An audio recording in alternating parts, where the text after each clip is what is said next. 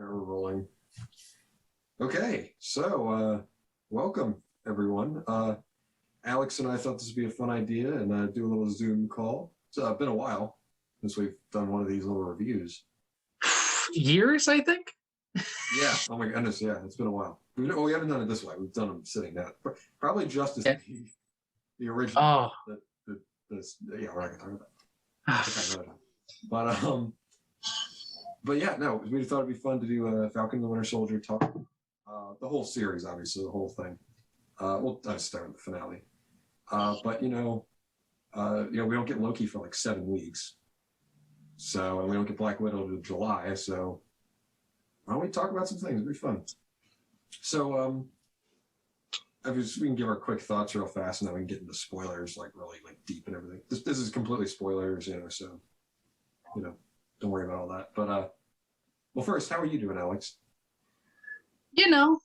As well as you can be in a 100-year global pandemic. Just wanted to get that out of the way. I've been doing fine though. I'm in grad school now. For any of those who've been following, I'm doing well. How are you, Andrew?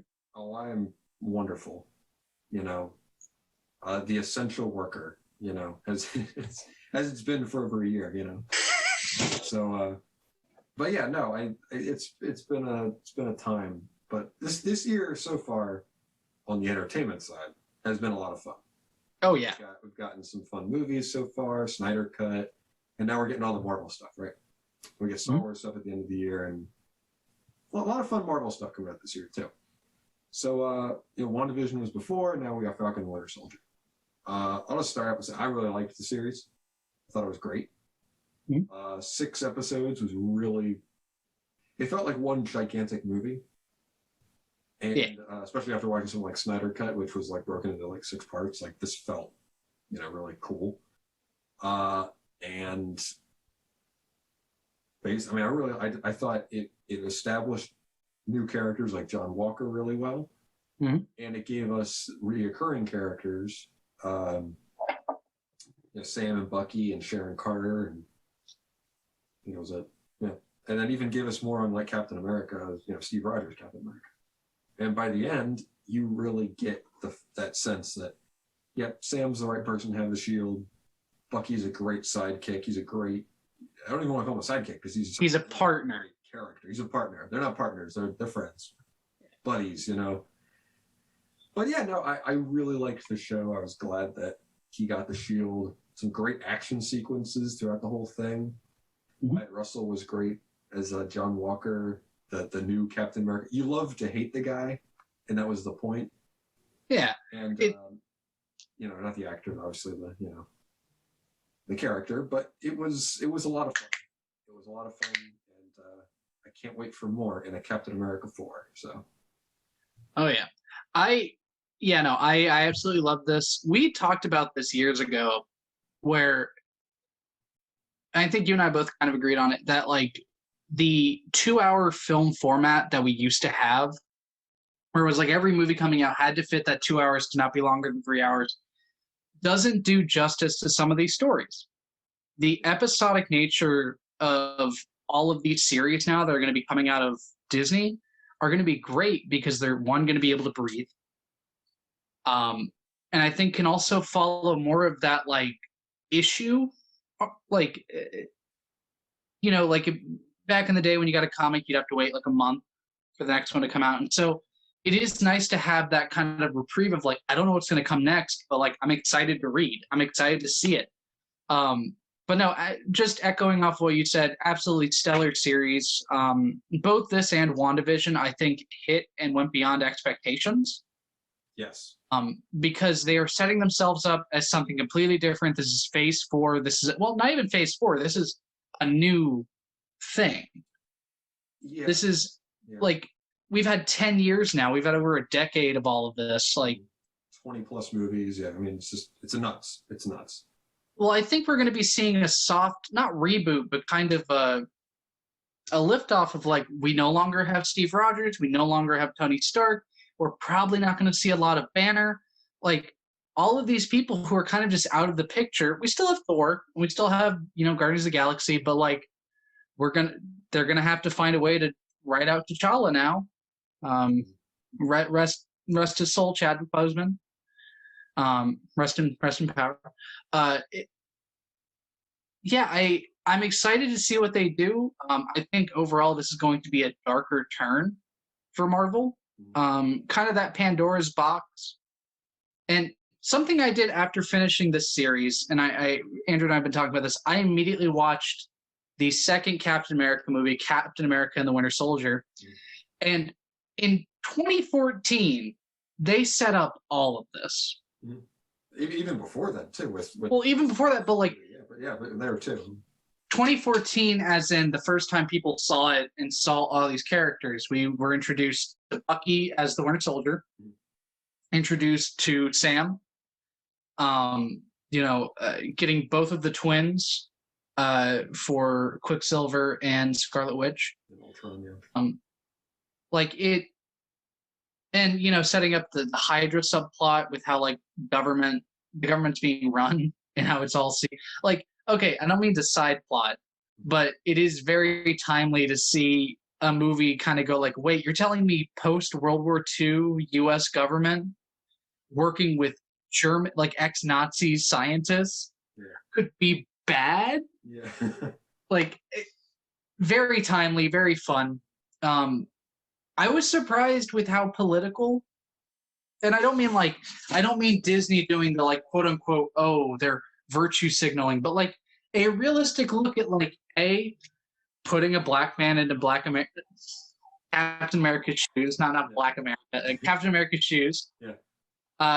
And the whole subplot with Isaiah Bradley and having that actor killed it. It was amazing. But also like the deeper subplot of the World Breakers, and like, did Carter ever get caught? Does she ever get like outed? No. Yeah. So like, no. Sorry, I don't mean to. Yeah, she's been her immunity or her she's been brought back. Her record's been wiped, obviously. Yeah. Rightfully so, right? Yeah, it is surprising that, like, I guess that is getting into spoiler territory now, so I guess ahoy, spoilers ahead. Like, watching that entire time and realizing at the end, like, holy shit, she's the reason this all happened. In a long sense, none of this would have happened if she did not sell a knockoff super soldier serum that these kids got their hands on, because like these were all young people, like under 25, that were all doing this initially. Like it's a lot of young people, and especially at the end, Sam's whole speech, where it was just like, you're putting people in camps and holding guns while doing it. Like, what do you think they're calling you? Like, very, very good. Overall, like I give like 8.5 out of 10 easily. Because there were a couple, like, I wish there was more. It, like, overall, if you look at like all of the substance and everything, there was not a lot of stuff. It was an A plot and a B plot that completely went through. And, I guess it didn't need more. It just was what it was. Yeah, I mean, they're obviously going to continue these storylines, Yeah. And whether it be another season of this show or it's a film that is in development, obviously Captain America 4. Yeah. But I think that what they did really well, you're right, the political stuff. I remember seeing, I think it's in the second episode, they come to Baltimore of all places too, funny. But Baltimore, if you know, has a history with racism. We had our own George Floyd kind of thing, Freddie Gray, It's not unfamiliar to people around here or people in this country that racism exists and that prejudice exists and stereotyping exists in the police and in areas and in our cities. And I like the show did it got up to the line. It didn't go over and become preachy, And there's a nice line to walk with that. I think they did a good job with it, and I never felt weird about it. I was like, well, it makes sense. And the way that they framed it is, they never thought, didn't think, and I'm glad they said this in, I think it's the 5th episode. We didn't think of the ramifications of a black man having the shield and what that represents.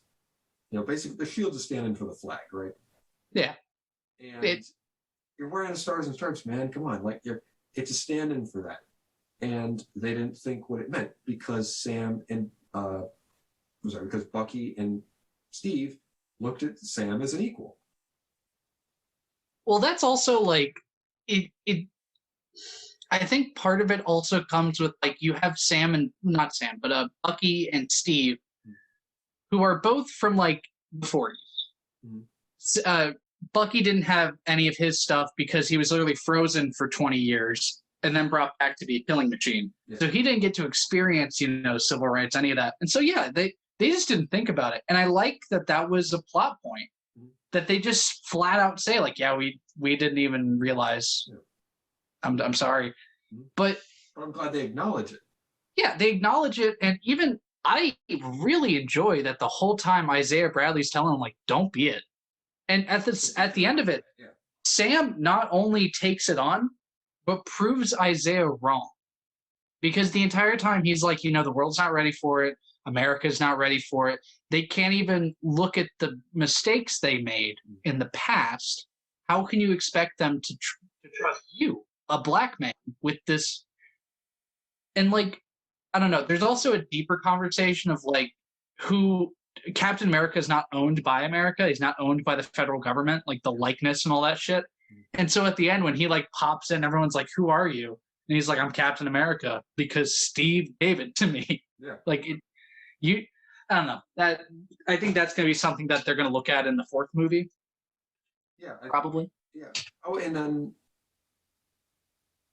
I think it's at the end of episode 1 when they give John Walker the shield, and it's coming. If you saw any of the stuff before the trailers and everything, you kind of know that there's a knockoff Captain America around. And I initially thought it was just some guy and he was just a publicity stunt. The way it was. But he's actually a field soldier, Yeah. And it's just interesting how 2 Avengers, look at some guy who's just a soldier and they give him the shield. But John Walker, it's the good soldier, good man argument from the first movie. Yeah. And I'm glad that they brought that back. They brought it back without even saying it, and it was good that the fans recognized it. Yeah. Who was his partner's name again? I feel so bad. I forgot. John's partner. Lamar Hoskins or Battlestar. Like, there was a part of me that did feel kind of weird about it, where it was like, oh, we gave him a black friend, so we know he's not racist. Like, I felt like that was kind of the move with that character a little bit. His wife is also mixed, so. Yeah, I know. I think they were just trying to cover bases because they didn't want to be like, oh, well, he's evil because he's racist. Like, okay. Yeah, they could have gone very broad stroke with it and just made him like an anti-Semite or a racist or yeah. But my problem with it is I feel like Battlestar just kind of gets killed off, and that is another problem in a lot of movies and cinema and just media of just like, oh, because my black friend died, I now have something to fight for. Where it's like, okay, but like Lamar was a person; he didn't have to die. Yeah. I don't know. Yeah, and the way I look at it is, I didn't even look at it from that perspective. I looked at it from the perspective of his friend died. Yeah. Whether he was black or not, in that sense, didn't matter. It was that his friend was murdered by this, this terrorist group. Yeah. And he's already, he's freaking losing it. At that point, he's already been beat. I think he's already been beaten up by the Flag Smashers, right?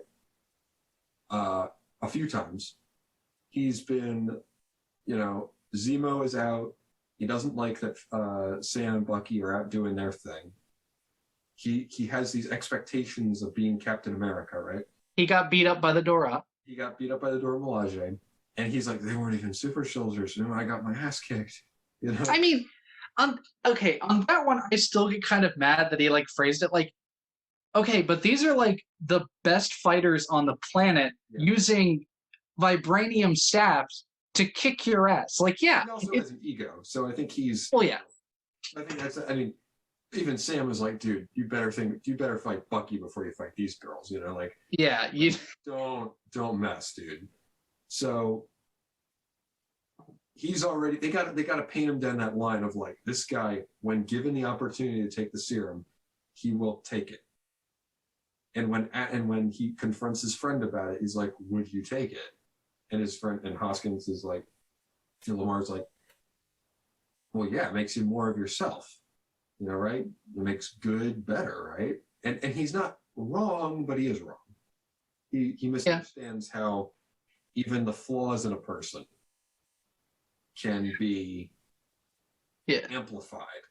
And even Zemo mentions that there's never been another Steve Rogers.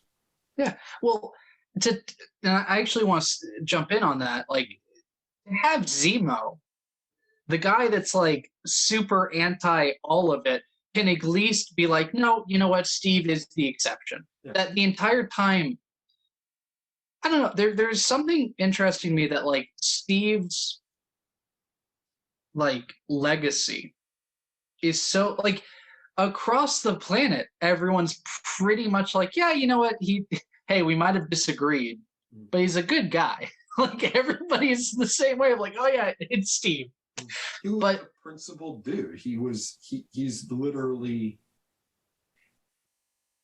he always, you know, and again, and you watch Winter Soldier, when he introduces himself to Sam, he didn't say, "Hey, I'm Captain America." He said, no, he's I'm Steve Rogers. Like, he's from Brooklyn. He's a kid from Brooklyn. But it's also like everybody knows him, but the way that he interacts, like Steve as a person, especially when he's interacting with people, is so kind. Like, he can be a little flirtatious or he can be a little funny, but he's a very nice guy. Mm-hmm. But sorry, the thing I was gonna get on was my one negative, and it's hugely nitpicky. I wish they went more into the side effects of the serum, because this was kind of an unknown, and like when the Flag Smashers take it, we don't see any side effects. But then when John takes it, there is a visible change. That there is some sort of like, even with the filming of it, they kind of show like he's having trouble taking in light. He's having like auditory problems. Yeah. I think when in the last episode, you see him kind of like shake his head a little bit, just like trying to like clear his mind, because I think maybe it wasn't particularly shown very well. What I got out of that was he's trying to focus, and maybe it does have something to do with that. But I think what he was trying to do is focus, because he has either he can go after Carly, or he can save the people in his truck, or he can be a hero, or he can be a martyr. Yeah. And maybe it wasn't shown the best way, but that's the way I saw it. There was also like it felt like a tonal step back in the final episode, where like John just shows up, he's wearing a suit, he has a shield, and everyone's like, well, that's fine. He's here to help. That's fine.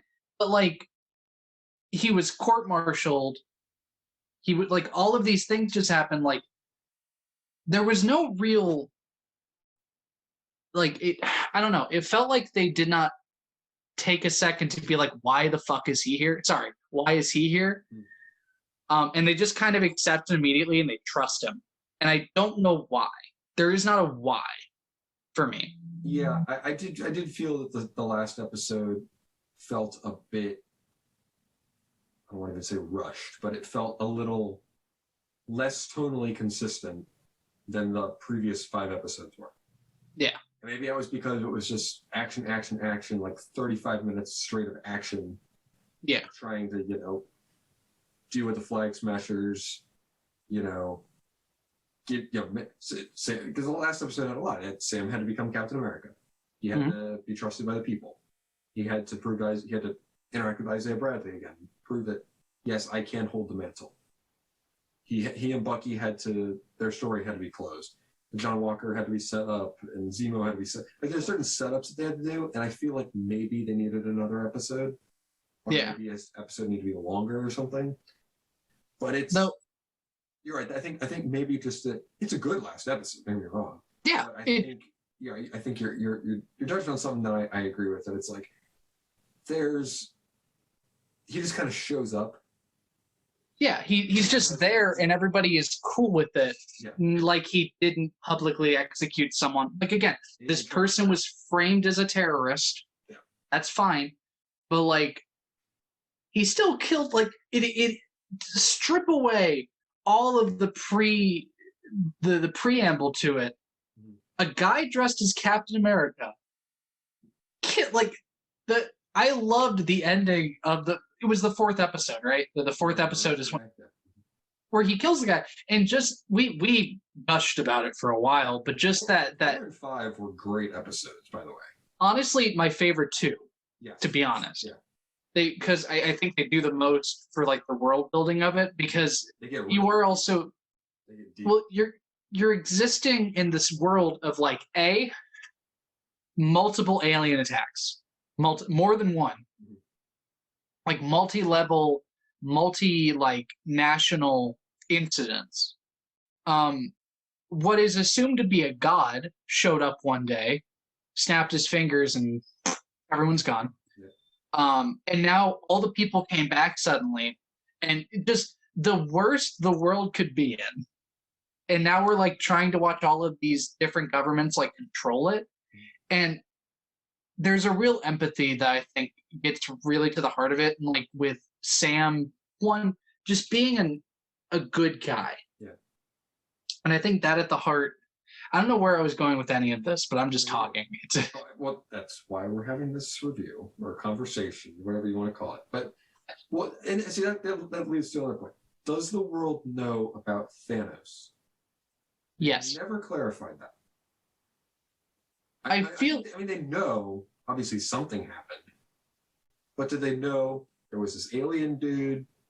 He had the magic gauntlet, snapped his fingers, half of all existence is gone for 5 years. Yes, they do. And I will say that because Sam even brings it up in his speech. He was like, I was there. Yeah. I was there where it happened. Like I'm sure that there is some classification to all of it, because I don't think you can just straight up tell everyone like, hey, by the way, super powerful shit, science is wrong, your gods don't exist, and there were 6 stones that when put together completely change everything, including mass genocide.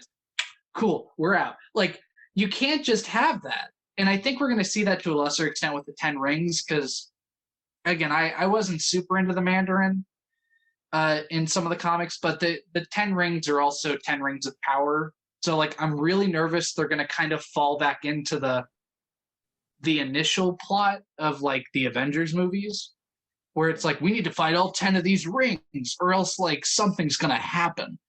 Like, I'm a little nervous for that. Yeah.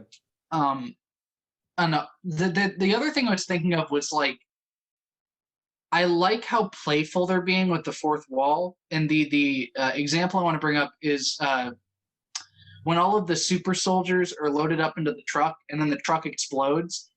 And we just see Julia Louis-Dreyfus just go, that ties that up. Like, I bet you were wondering what's going to happen with them. Because in my head, before that moment, you're like, okay, all these super soldiers are about to be sent to the RAP with Zemo. Yeah.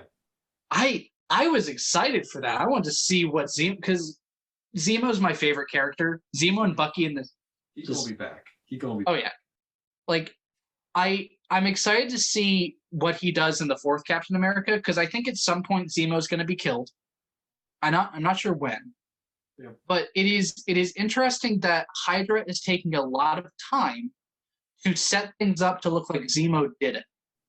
And so Zemo is now this like ultimate getaway free card, which I think is also funny because like in the classic comics, Zemo is kind of a free agent with Hydra, where he's like kind of the money, but also like kind of the head. Yeah. But to see a Zemo completely like spaced away from it as a separate entity of just like, I am the common man, even though he's a baron. I'm a retcon. Which like, yeah, like I could see how it might have been like, oh, I left the money for my family, blah blah blah, but like he's a baron. He's he's this rich dude that's like, I don't like superpowered people, which overall is a fair argument in the fact that there are now gods that through the might of their thought can wipe you out. Like it, I don't know. So I'm interested to see Julia Louis-Dreyfus as a villain because who she is playing is a big baddie. She's rude, crude, like she's gonna fuck up everything, and we're gonna be seeing a lot more espionage and a lot more like, oh well, since there's no regulation, we're gonna do it. Because like that's the other thing with all this is there's no regulation on any of it. There's no regulation on super soldiers. There's no regulation on any of the stuff that they're using. So I don't know. I'm excited. I think that's all I can say is I'm excited to see what they do. Yeah. Zemo was one of those like gems, you know, for this show, you know, that I hope we get like in each show, we get like a gem of a character. And he was definitely one here where he was just on. Like, I mean, Daniel Bruhl's a great actor too, but I mean, like, I remember when I saw him when it was like, oh yeah, they're gonna bring Zemo back. I'm like, well, wait, what can he do? Apparently a lot, you know. Yeah. So I mean, he was great. I'm glad, you know, you got to see him dance a little bit, and that was funny. But 10 hours that they released of him. It's funny. Yeah. Like I like that. I mean, we're just going through things here. I mean, I like that Bucky had Cap's notebook. He had the notebook of all the people he had to like make amends to, especially that old man who he killed his son. You know, Zemo's in the book, and the fact that Bucky's arc too here, just great. I mean, just he's and both of these shows, WandaVision and this, are about trauma, about people dealing with trauma, and they're about the world. And really, I mean, everything after Endgame to me is bonus, because to me, Endgame is like, mwah, it's beautiful. Like it. Yeah. I mean, that whole 22, 23 movie arc is great. It's wonderful. Everything after that's a bonus. And now we're just getting like, it almost feels like epilogue. I know it's leading to more eventually. Yeah. But it's like, I'm glad that we're finally getting down to like the street level. And it felt like before we were working up here and now we're working down here. And not in like that this is more important than this, but we're finally getting to the people. And it felt like before only Spider-Man was doing that. Yeah. And now we're getting more of this is the way the world politics is going. This is the way people feel post, you know, Endgame, post Snap, post Blip, you know, as they call it. You know, this is, you know, and that took a toll on not only the populace of the world, but the Avengers themselves. You know, it took a toll on Wanda. It took a toll on Bucky. It took a toll on Sam. Sharon Carter, too.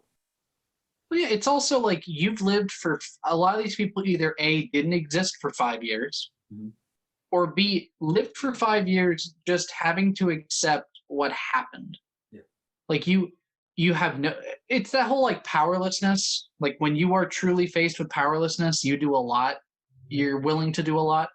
And my God, I don't know. I, again, love the series overall. Yeah. And I have very minor complaints overall, but like, I want to see what happened to Steve, and I don't think we got any of that. They keep joking like, oh, he's on the moon.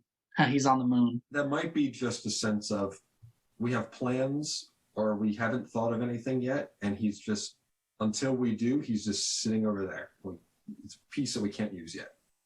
Well, like there is also, again, with some of the comics, there have been phases where like old Steve Rogers is running like S.H.I.E.L.D. Yeah. He steps in and runs S.H.I.E.L.D. in the future. Like I would be down to see Steve in more of like a leadership role and less of a fighting role. Yeah. But like it's only been 6 months, so we know it's a very unlikely that he's dead. Could be. They never flat out say it though, so which makes me think. That's what I'm saying. It's like if he was dead, they would just say he's dead. Yeah. But like they would have shown his grave or something. They would have shown his funeral. It's Steve Rogers. Come on, they would have shown. Something. But that's the other thing is like we see Isaiah Bradley, who is old, but he's not unhealthy. He is a World War II veteran, and he in 2020 or 2021 is still healthy. He lives on his own with his nephew or his grandson. Gardening, all these things. Like, again, there's no clarification. I'm not saying we need like pages upon pages of, explanation, but I feel like some rules need to be set for some of these like things like super soldier. This is what they can do. Did you get the Pfizer? Did you get the Moderna? Like which super soldier serum? Because like we know Bucky is on a Hydra mixture. Yeah. We know Steve Rogers got the classic American.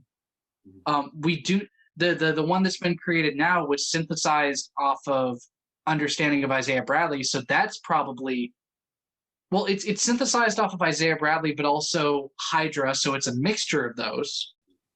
Like, I don't know. Well, obviously they can age. You're still really strong. You can die. Yeah, you can certainly die. You're just really strong. I think that your metabolism's higher, you're a stronger person. Now, remember, I don't know if Isaiah Bradley was able to, I don't know if he like Steve Rogers was a scrawny little dude and then he got all jacked. I don't know if Isaiah Bradley was like that. I doubt it. Yeah. I think it was more kind of like the Flag Smashers. It just enhanced you, and it didn't make you swole, like crazy. Well, that's the other thing is like, are there any physical characteristics that can be seen with it now? Is there like a change in eye color? Like, I just want parameters to be made. Yeah. So like when we do deal, because my problem with it is there were too many times in the show where it felt like because they were just this magic idea of like, oh, they're a super soldier, so they can just do whatever. Mm-hmm. Like, I don't know. There was some of it where like they felt indestructible. A little bit. Where it's like you could still, like we just talked about, you can still die, but like they weren't cut. And then we just see her get shot in the stomach and she dies. The leader. So again, I just would like some parameters or some rules set in place. So when we do see these characters, there's kind of a continuity to the power. I think I'm trying. I mean, well, obviously, oh my goodness, John Walker kills the guy with the shield. So again, you can die. Yeah.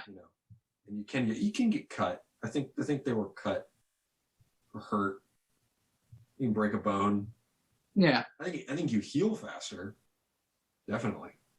Yeah. But it's not like if you're like dead, like you're dead. You don't regenerate or anything crazy. There's limits. I think it is, but I think you're right. I think it needs to be a little more stated. I think there's just a lot. Oh yeah. Again, funny. Sam and Bucky were both snapped, right? So they weren't around for the 5 years. Yeah. But everybody else was. Sam's sister was, and she had to deal with that. Or better yet, actually, was she blipped? No, she wasn't. Sam was. Because remember, Sam. Well, no, because I think I don't remember. I have to go back and look. But I think she was because remember they're like, yeah, you don't have credit because of the 5 years. Or are they but that was Sam's credit. That was Sam's credit. Okay. Yeah. I think that also though was just also a thinly veiled idea on like how credit and all that is really shitty towards black people. Well, yeah, that too. But did Sharon get blipped? No, she existed for 5 years. Yeah. She makes a point that like she was stuck on that island full of criminals for 5 years. Yeah. The Metroport. Yeah. Which was a neat place to go. It's a nice new setting, and I hope we get to see more of it. But like, we also talked about like Wakanda has become the new Stark technology. So like anything that's going to be crazy technology is going to be coming out of Wakanda. Yes. Um, I'm totally fine with. I want to see how Wakanda's working on like the world stage now, because it is known to an extent that like, oh shit, there's this. But then I think that goes back to the questions that were brought up in the Black Panther movie of like, if you had all this technology and all this stuff, why would you let Black people suffer like they did? Which is, Killmonger killed a lot of people. Good question. On that question, can we take a 5-minute break? Yeah, absolutely. All right. So I'm gonna stop the video and we'll restart it. Sounds good. All right, we're back. What were you even talking about? I don't even remember. We were talking about kind of the questions brought up by Black Panther and how like I want Wakanda to kind of be in the mix. Yeah. But at the same time, I still think they're probably keeping their distance from, every other country. Yeah. Because I think you create an interest. Well, I think that was part of the Black Panther movie too. They mentioned there's been this country here with all this technology and all this wealth and all of this stuff, and they're very insular. They're not. What did they do to spread that, to help people? The movie, I think that movie touched on it a bit, and I think obviously we're gonna get Black Panther 2. And there's talk of a Wakanda show. Maybe we'll get into that. I want to see more of the Dora Milaje. What was it? Dora Milaje? Dora Milaje. Yeah. And with a Black Captain America now, I think those conversations can be. Man, that'd be fun. I mean, a Captain America wearing a Wakandan suit that is stars and stripes. Like, I'm very excited to see what happens. My favorite line from part of the series was like the Dora Milaje has like authority wherever they are. Yeah. It's like, oh fuck. Because again, I want to know more of the politics. I want to know more of like what do they mean by that? Is there an understanding among countries that like Wakanda can just be there? Yeah. Are there other sectors of America that can do the same thing? Like, yeah. Because also, yeah, I don't have the picture, but I'll put up a picture of Sam with the wings out. With the, oh yeah. I mean, it looks. Here's a. Oh, it looks amazing. I mean, like. The suit looks great, and great. I mean, yeah. Also, props to the costume designer who like that moment where he's like in the darkness and his silhouette is exactly Steve Rogers. Yeah, I mean that just looks. It looks good. Yeah. And I like the more white than the blue. Like in Captain America, Steve Rogers' suit is. It's a lot of blue. It's different, but also I think that's supposed to be a visual motif for later between the U.S. agent and Captain America. Yeah. Where there's a lot of white on Captain America and a lot of black on the U.S. agent. Like, I'm just so ready for so much more, and I know we have to wait 7 weeks now, but like, so much. I'm excited to see what they bring out with the Eternals, because I don't know if they're going to try to do a soft reboot with that. Yeah. Yeah. Trying to think. What else has been? What else has been announced? A lot. I mean, to be honest, I have not watched the Ten Rings trailer yet. It's good. I have no idea what any of it means because I'm not a comic person. I don't really know that character. But again, I'm interested. Yeah, I mean, the Guardians of the Galaxy, and I like. Well, again, it's those lesser known comics from like the 70s and the 80s, where you had a lot of the Infinity Stone and the Eternals, a lot of that cosmic Marvel, which kind of leads into that, like, again, we've talked about it, but like, we are veering away from like the science of Marvel, and we are seeing this whole new age of like magic and energy because that's the other thing is like there's no science in this show. It's all like theoretical stuff, but the one thing I am excited for with all this magic talk is it's preset. There are going to be rules to the magic. Like they've already set up like runes. They've set up like magic is just the flow of energy and how connected you are to that source. Yeah. So kind of going DC with the I went shifted. Your body fell asleep and you just went fuzzy. Like it. No, I'm excited to see how much Doctor Strange becomes a bigger part of this, or if they're going to kill him off. We got a year for those movies, so we'll see. Yeah. I'm excited for the What If series, the animated What If series. Yeah. Which I think is going to come out after Loki, purely because whatever happens with Loki, I feel is going to set off a chain of events, because now you're changing reality again. You're changing the timeline, which has already been splintered because of Endgame. You're right. Well, and so in that trailer, they show the timeline, and you see it splinter off in a bunch of different directions. I'm assuming that's the one of these is you know.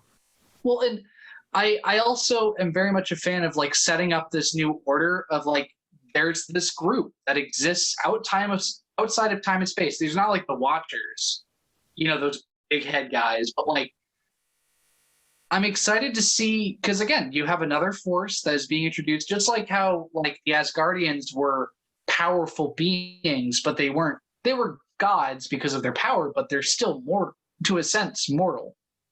Yeah. Because they can die. They can still die. Planet, essentially.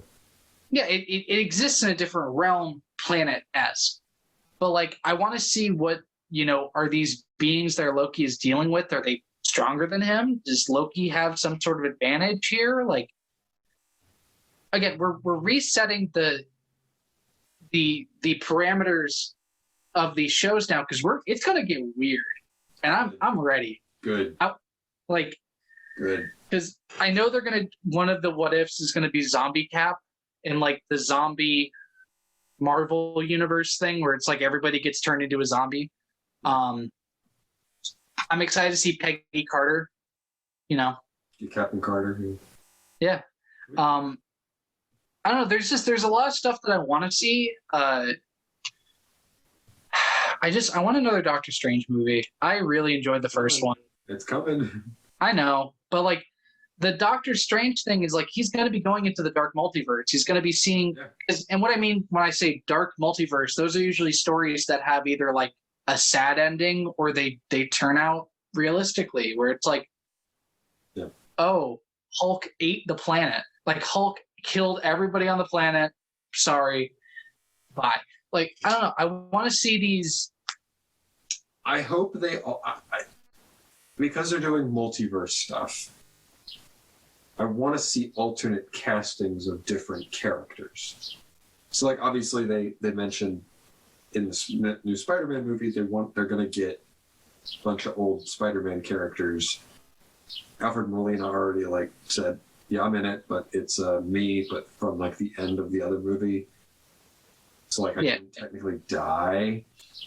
So, like, I'm glad that they're, like, going into, like, oh, those movies are technically canon. I'm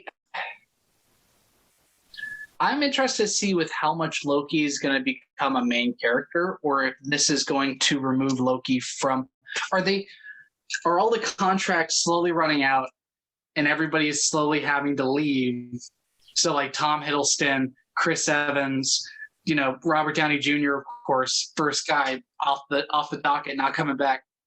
Like, I think it's really dumb, personally, that those fans were like, bring Tony Stark back. Like, he's done, but like, also the only reason I would see them doing that is when it is the AI that Tony created of himself to start Ironheart, which is that newer comic where, she takes over for him.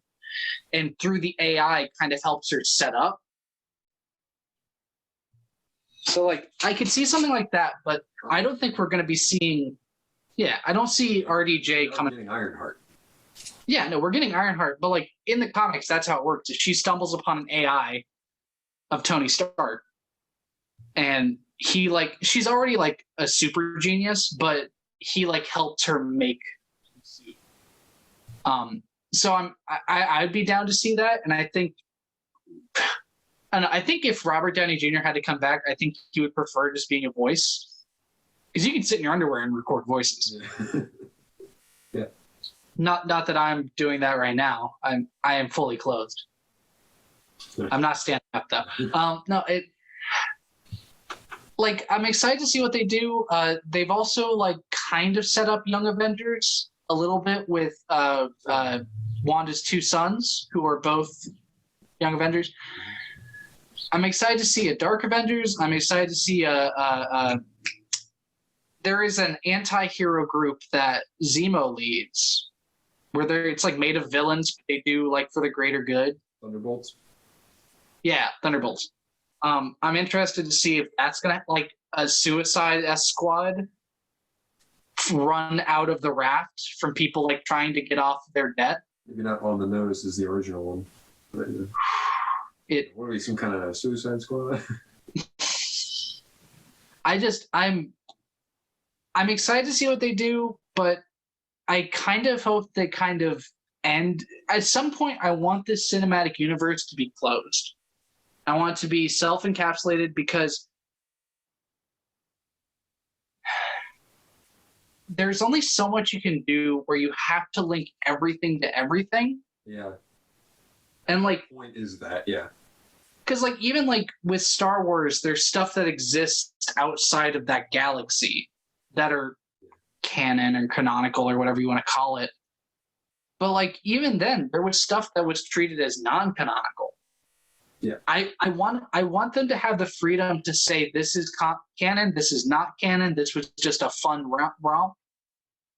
Like I want, like even after What If, the Marvel What If, I want them to start doing some series that are like alternate timeline or parallel timeline, so they don't have to feel constrained to tell these stories and have to have everybody know everybody, or oh, I know a guy, like just some random dude that's like Zemo. I know Zemo. Like it, I don't know. For me, there is some fun in making all of your stuff connect. Yeah. But what is going to be the point? Is it 50 movies or 50 pieces of media, 100 pieces of media that like you're going to get people to where it's like there's so much. Well, they're also going to write themselves into a corner where you're going to start seeing some of that retconning again. And I would rather just have a different series. Well, actors can't be around forever either. I mean, you can't have that too. Like actors can't be around, but like the revamping of like Zemo, where they all of a sudden know he was a Baron the whole time. That's why he has money. That like I would like to stay away from that. I would prefer if they didn't have to retcon like every other movie to make things make sense. Yeah. I agree. I think it. I think what this show proves is that you can have these series that expand upon the movies. Yeah. So I do think eventually you got to close the book on this thing eventually. But we're in another phase. Like they've already done that with some characters and with some storylines and threads. But I mean, as we have seen, and when you mentioned this earlier, they set up things in 2014 in Winter Soldier that are now playing out in 2021 and beyond. Yeah. So, you're right. The actors aren't getting any younger. Some are going to get retired after a while. Availability and things is another, some of these actors don't want to play these characters till the end of time. So yeah, it becomes an issue. I think they can continue things longer, but you're right. Eventually, even Star Wars had to end at episode 9, but it's only that story that they're finishing. Now they're doing side things. Yeah. And other characters. So I think. Even Star Wars is acknowledged. We need to kind of take a break a bit and do Mandalorian, Boba Fett. Oh yeah, by the way, we have a movie we want to do, but it's just a one-off movie. oh yeah, we want to do an Ahsoka show, an Obi-Wan show, but they're a limited one-time series. So, and I agree with that. I agree with that approach. Well, like I would even be happy like if the Marvel universe still exists and this is just treated as one of the many universes that exist in Marvel. Like I think Marvel as a company stepped out and was like, yeah, this is a continuity on its own, and there are all these other comics that exist that are their own.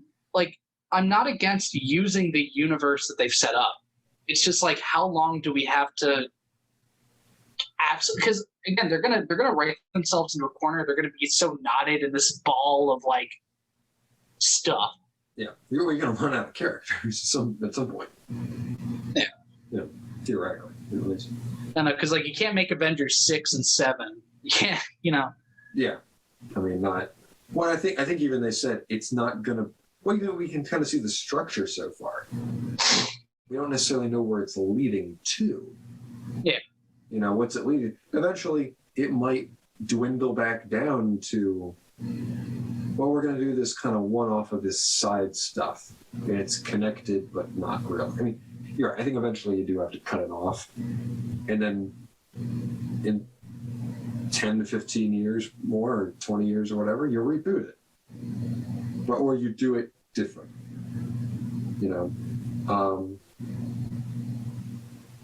And what's interesting to that too, at what point do you remake something?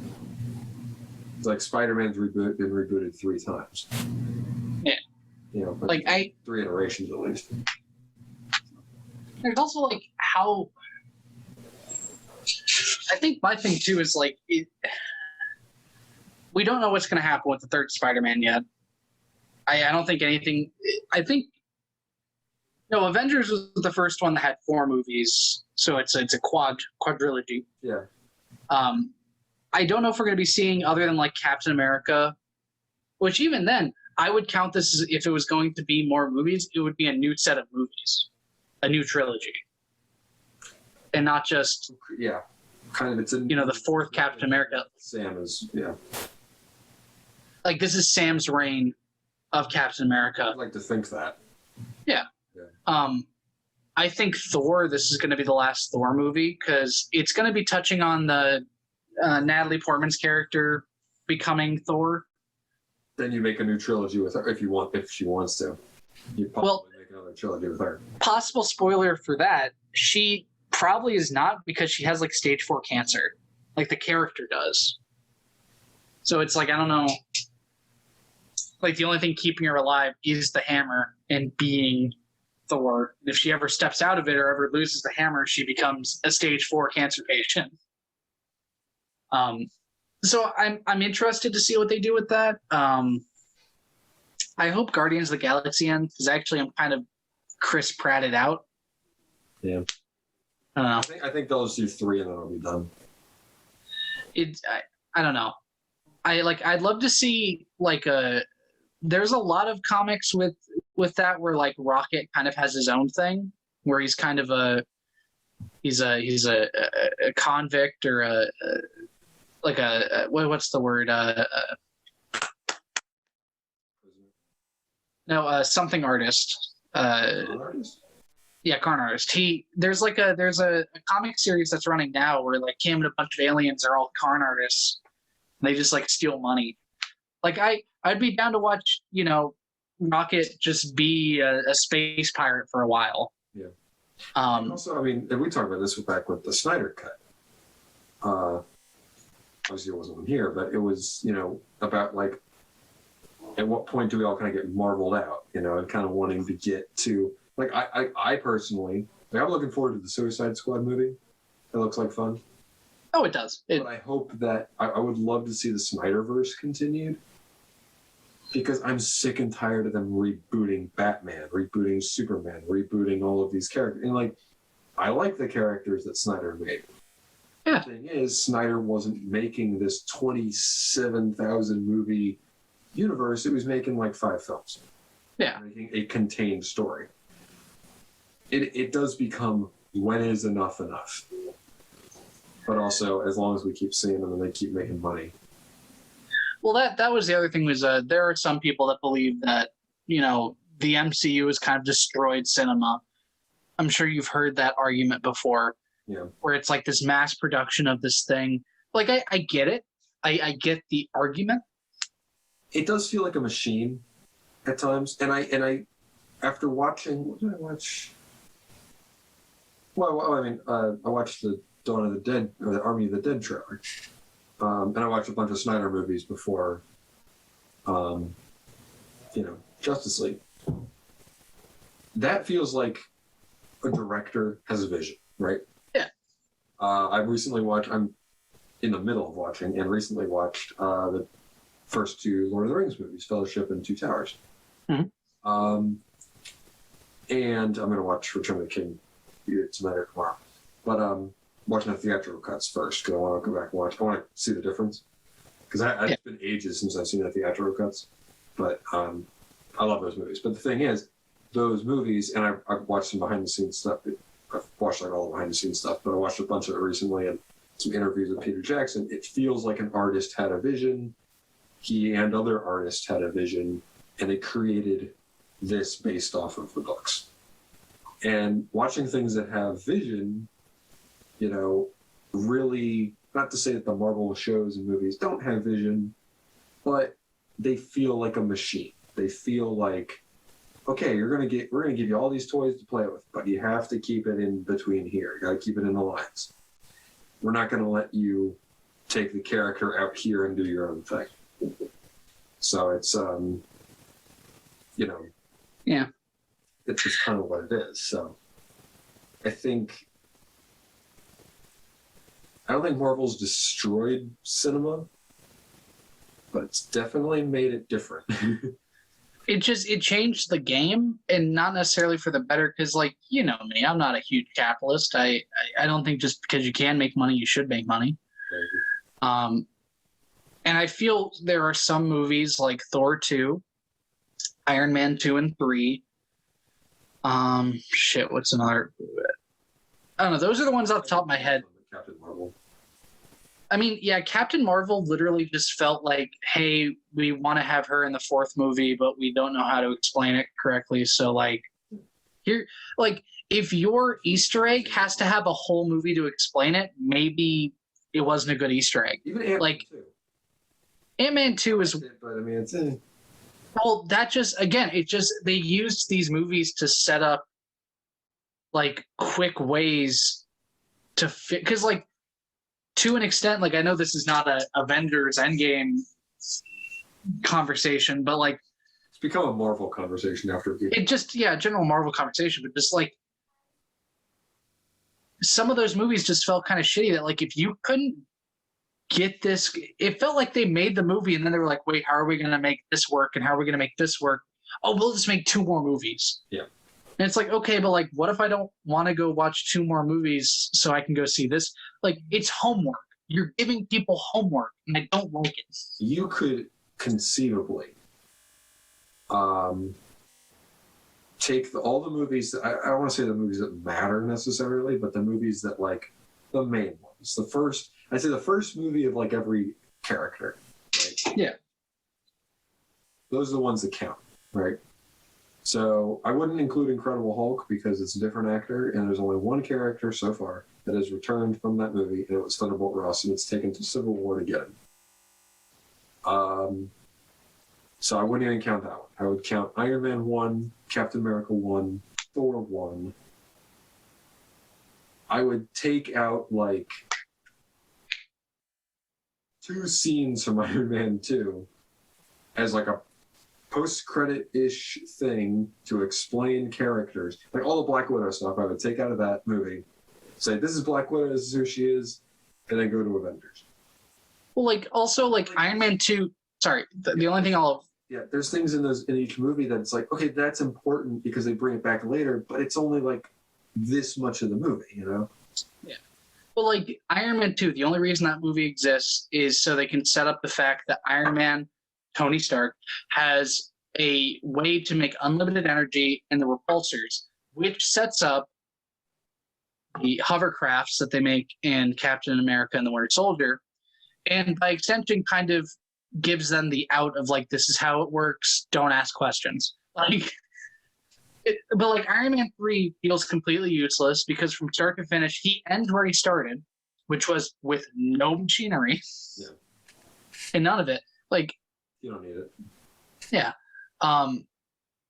Feels completely useless. Guardians of the Galaxy is fun, but yeah, like even if you look on Disney Plus, when like you look at like their like the quintessential things to watch, they literally show like Iron Man 1, Captain America 1, Captain America and the Winter Soldier, or Captain America 1, Avengers 1, Captain America and the Winter Soldiers, Avengers 2, Civil War, Avengers 3, Avengers, like that's what they give you to watch. Baseline stuff. They don't give you where it's like if you want to watch Avengers, the only movies you really need are Iron Man 1, the Captain America series, and then the Avengers series. Theoretically, that's all you need to watch them. Yeah, like the first I'd say the first Thor, first Iron Man, first Captain America, Avengers 1, Winter Soldier, Guardians 1. Yeah. Age of Ultron, Civil War, Doctor Strange. I wouldn't even say Thor. Yeah, you can throw in Ragnarok. I'd throw in Ragnarok. I'd throw in Spider-Man. Yeah. I wouldn't throw in Guardians 2. And then after that, I'd go Black Panther, Infinity War, Endgame. I wouldn't even introduce Captain Marvel. I cut out about 6 movies right there. I don't know. Just overall, Captain Marvel, she didn't really have character. She was very one note the entire time in that entire movie. To not sound like a broken record on the internet, that movie is just not that good. It's not the character. Yeah. Because she's better in Endgame with better writing. Yeah. And Brie Larson's not bad as the character. She's just not given up.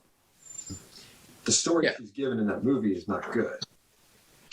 It's like I think Thor: The Dark World. Chris Hemsworth is good as Thor. Every returning character is good as their character. But the Dark Elves and Malekith are terrible, and the story's bad. Well, like, and it sucks because it same thing. It's like the returning characters are fine, but the story they're in isn't that good. Well, then, the only thing that the second Thor movie sets up is the Red Infinity Stone. Yeah. The Reality Stone. The death of his mother. Yeah, the death of his mother, Red Infinity Stone. Like, there are such little things that we get out of those movies, but like... You want to know how inconsequential Thor 2 is? They have to recap it in Thor Ragnarok. Yep. In that funny scene with Matt Damon. Yeah, that whole fucking... Because Ragnarok, 4 years, you nobody remembered. Well, yeah. Well, I also think it was just an incredibly forgettable movie. Mm-hmm. Like it just was whatever. Yeah. I don't know. We could go all day about complaining, but the things that I am interested in to see going forward is how are they going to make the Skrull not villains? Because Secret Wars. Well, that's the thing is they haven't been. But if we were going to have Secret Wars, the Skrull are kind of the villain. These creatures, these aliens have been slowly and very methodically moving their way into our society, moving our way into like higher ranked areas. Even some superheroes are secretly Skrull. Like that's my one issue. You're right. They're doing secret invasion, right? Yeah. So my one thing is, if you're going to do that, you better not make certain people Skrulls because then it just ruins everything. But that's what I'm saying. Is like the more you add on to this cake, the harder it is to like become very top heavy and it's going to flip over. Well, yeah, it's going to flip over, but like having to retcon all of that, it's like, oh yeah, Hawkeye has secretly been just. I'm not saying that's what's going to happen, but like, for example, making Hawkeye secretly a Skrull the entire time. There was no hints, no setups, nothing. Yeah. Just, he was a Skrull. Well, like, the way they did it in the last Spider-Man was neat because okay, Nick Fury. I'm assuming Nick Fury was actually there in the end of Endgame. That was actually Nick Fury. Yeah.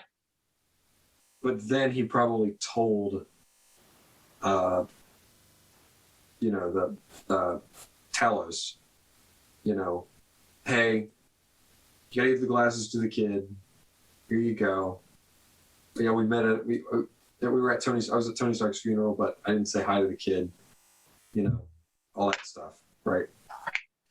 And then you just give him the need to know information.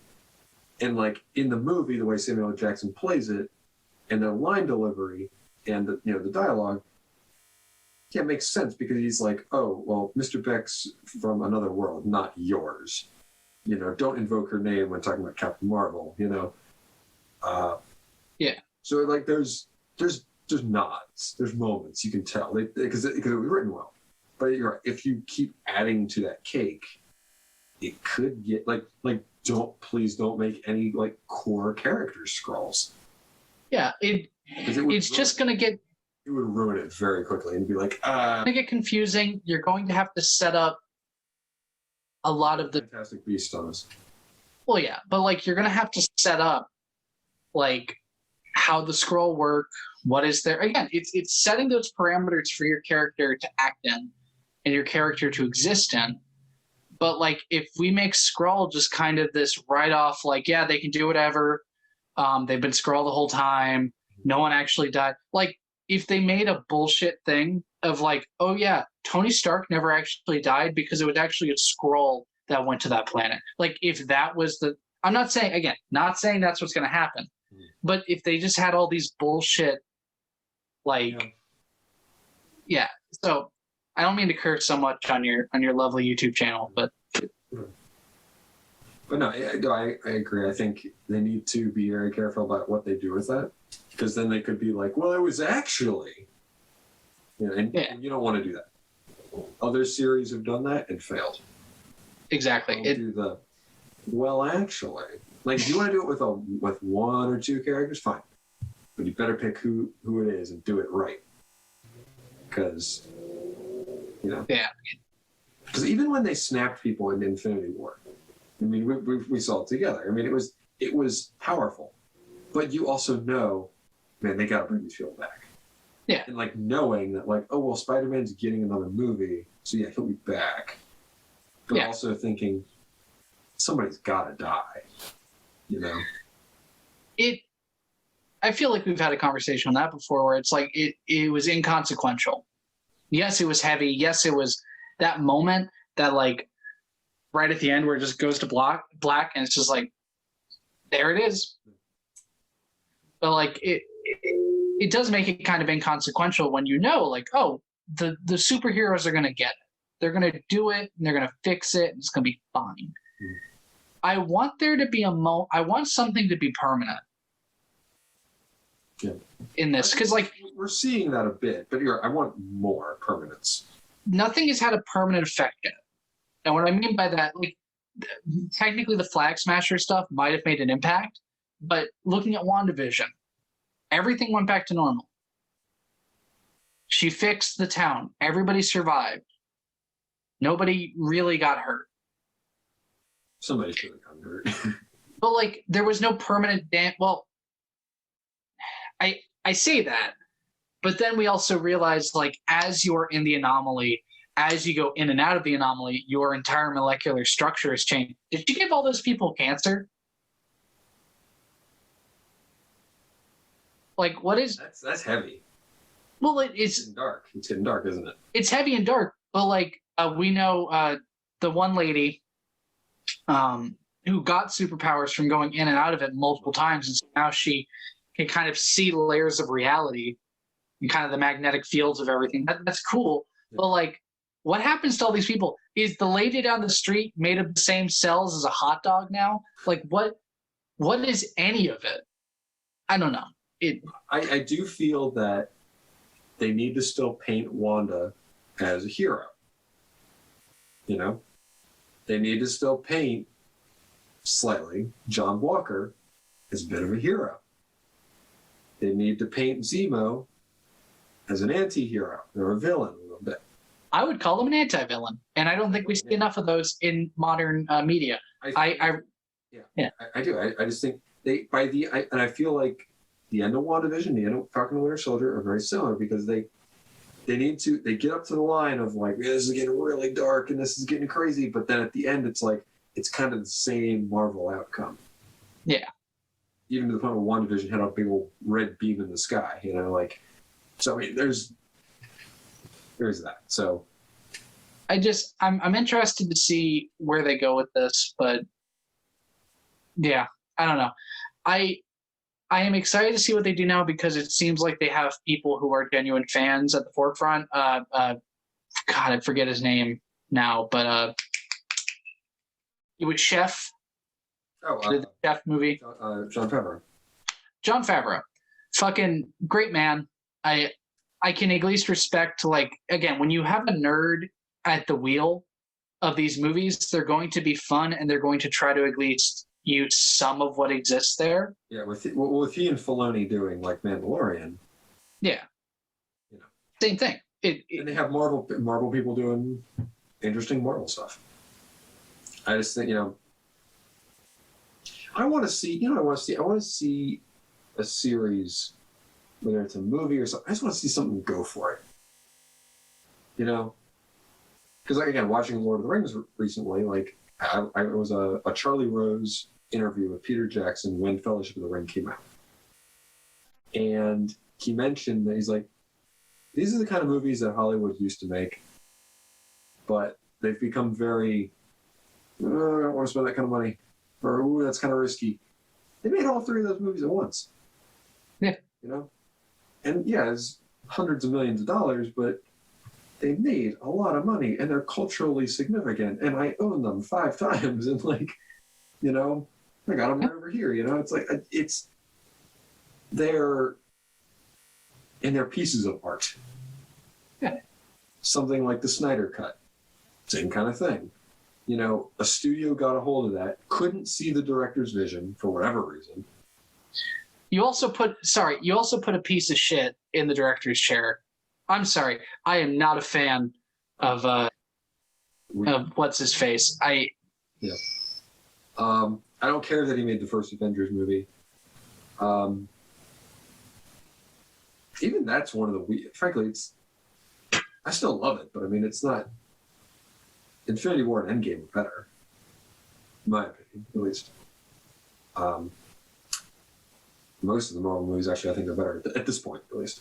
But it's interesting because it's interesting because I want, I was saying about Snyder Cut, like he made a movie. He made this epic movie, and you couldn't see his vision. You couldn't see the forest for the trees, And they finally let him put the thing together, and everybody loves it. And it's very, very well done. And I'd love to see studios just be like, here, George Miller, here, make Mad Max Fury Road. Here's $150 million. Yeah. Go for it. And he made one of the best movies of the last 10, 15 years, right? Yeah. Or Christopher Nolan, go make The Dark Knight. Go make Dunkirk, Interstellar, Inception, like this. I know I'm talking about the same few directors here, but like make some interesting stuff. Blade Runner 2049 made like no money, and that's a great movie. Like, yeah, I'm talking some sequels here, but like at the same time, it's like go make something awesome. And I think you are butting up against a large problem that we're seeing right now within the industry, which is it's not meant to be good overall in the large scale of it. It's all about money. If a company or a studio cannot make, and I hate Disney as a monopoly, but they are the one person showing that when you have so much money, it doesn't matter, and you can just start handing a big stack of money to someone and go make Mandalorian. You have an unlimited budget. Like, I want to see the scale of some of these things because I don't think anyone's ever been told no on some of these sets. The fun thing is watching the behind the scenes. I think we're gonna get the behind the scenes of Falcon and the Winter Soldier soon, I think, because they did the assembled thing, the behind the scenes for WandaVision, right? Yeah. I think we're gonna get that soon, hopefully for Falcon. That'll be fun. I loved and watching that, the behind the scenes on that was awesome. Watching the behind the scenes on Mando was awesome, both seasons. But you notice with Mandalorian, both seasons, WandaVision and this, they're so cinematic. They're right, because they're just throwing money at this. These shows look better and more consistent with their other universe counterparts. Yeah. And they look better than things like Game of Thrones. And I think what you're gonna, I think also Star Wars and the newest Marvel. Trilogy just. Well, not the newest trilogy, but I think Star Wars as a whole and Marvel as a whole are better than Game of Thrones ultimately was. Yeah. Both all culturally significant.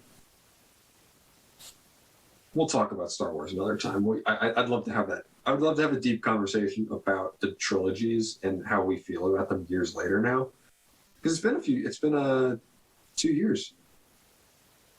I mean, I got some pretty harsh words for the newest trilogy. Like, people can shit on the prequels all they want. They did something. They tried. This was literally 2 different directors not talking to each other. Mm-hmm. And it's just like I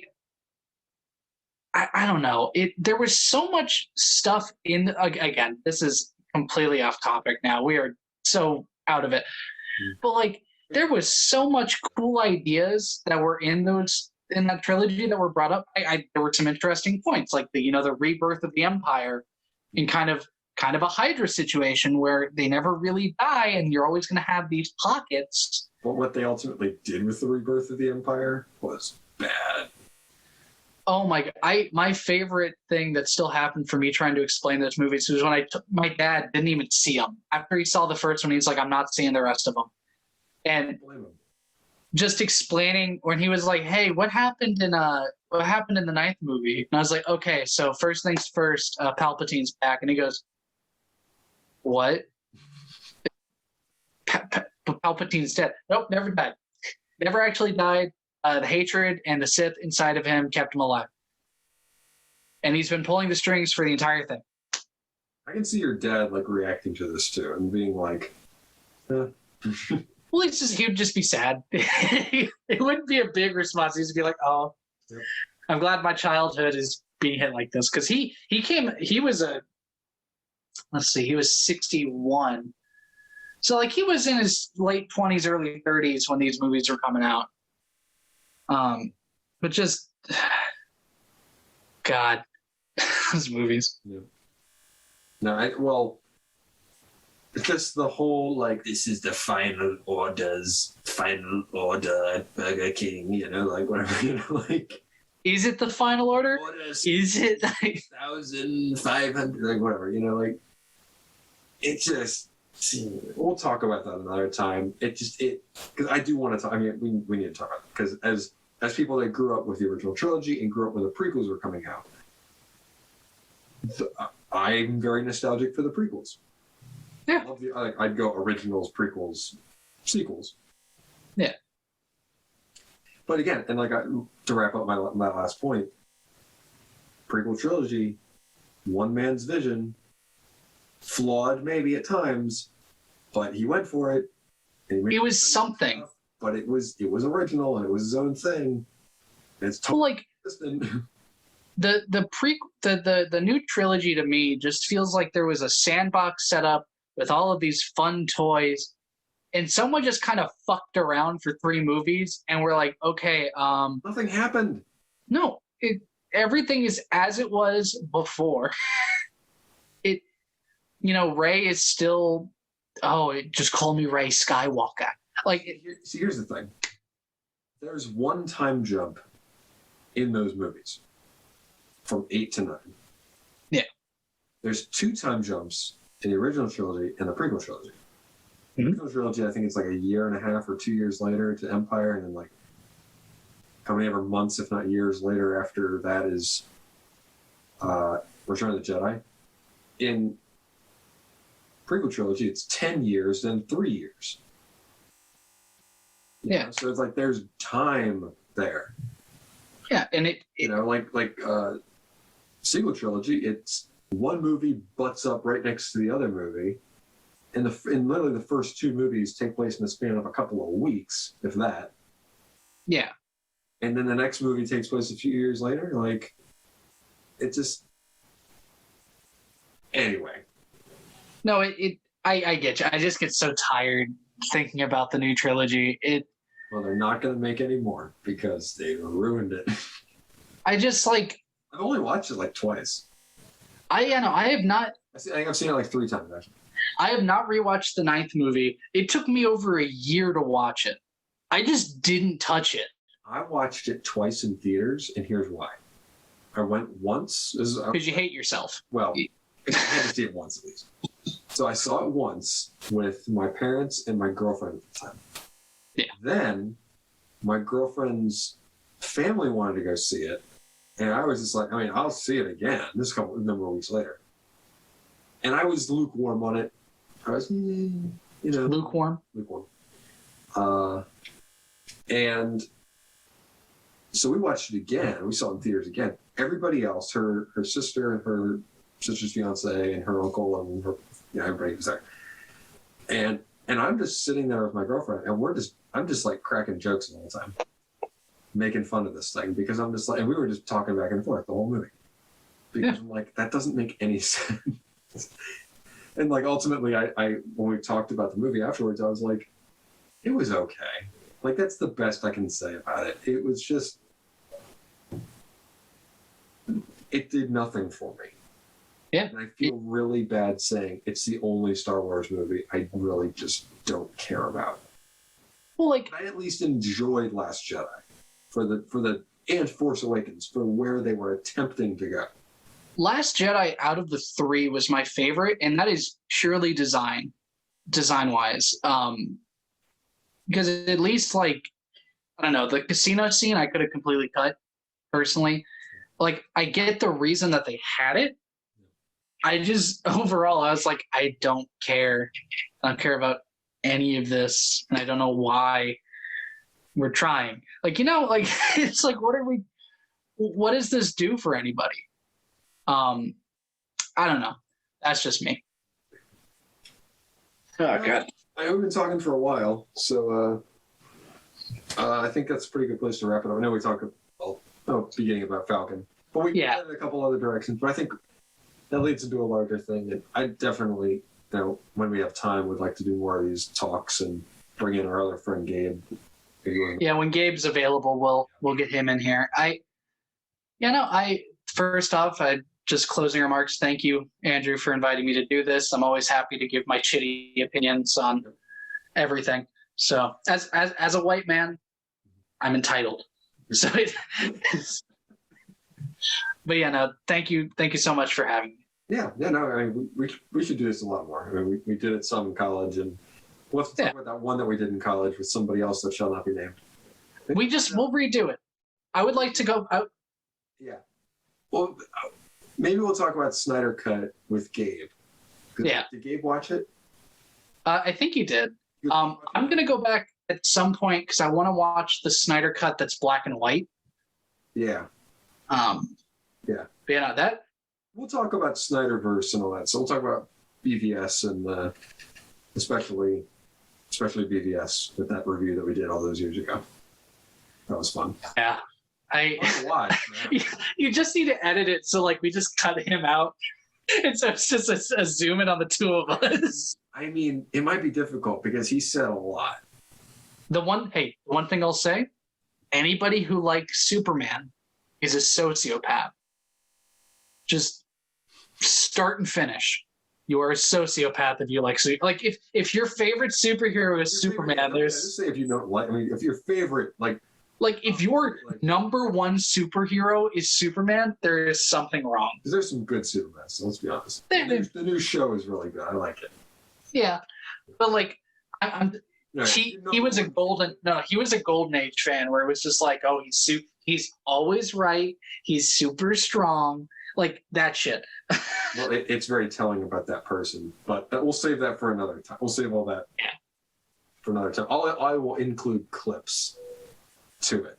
I don't care at this point because we were told the preface. I'll preface it real fast. We were told to take the videos down by someone because his mom was worried about his. Hey, fuck it. Like, I don't care. Curse-ridden tirade through it.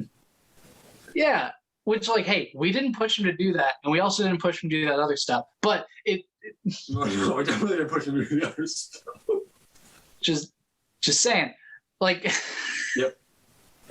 Sorry, no more jokes on that. That's not appropriate. But yeah. Yeah. No, I honestly, I'd love to just shit on that thing. Oh, absolutely. We need to. I broke it into 3 videos. Yeah, I remember. Like, yeah. I don't know if you have them. I don't know if you saw them. I saw them. I watched some of them, but I'm also one of those people that like seeing myself on video makes me cringe. But dude, that was like 5 years ago. Yeah, I know. It makes me cringe. Dude, that was us reacting to the theatrical cut. Yeah, I remember it. We'll talk about that, and we'll talk about the Justice League review that we did too, because that'll be fun. And how we like kind of predicted, like, man, I'd love to see like 30 extra minutes to this movie. Like, yeah, we were like, hey, just bump it to 3 hours. I think we said we didn't want like a director's cut, and like, man, little did we know. But oh yeah, it was funny. Some of the things we actually did like then were weird things, but anyway. Yeah. So yeah, that was us talking about Falcon the Winter Soldier and talking about a number of other fun things, and just talking about the future of the series and everything. So yeah, thank you all for watching. Hit the like button below. Tell us what you thought of all this. Next time we'll try and talk about some other stuff. Obviously, like what we just talked about. Yeah. We'll do a retrospective review of those that Batman v Superman and Justice League stuff. Yeah. Well. Oh, it was fun. It was fun. But thank you guys for watching, and we'll see you all next time. Bye. Bye.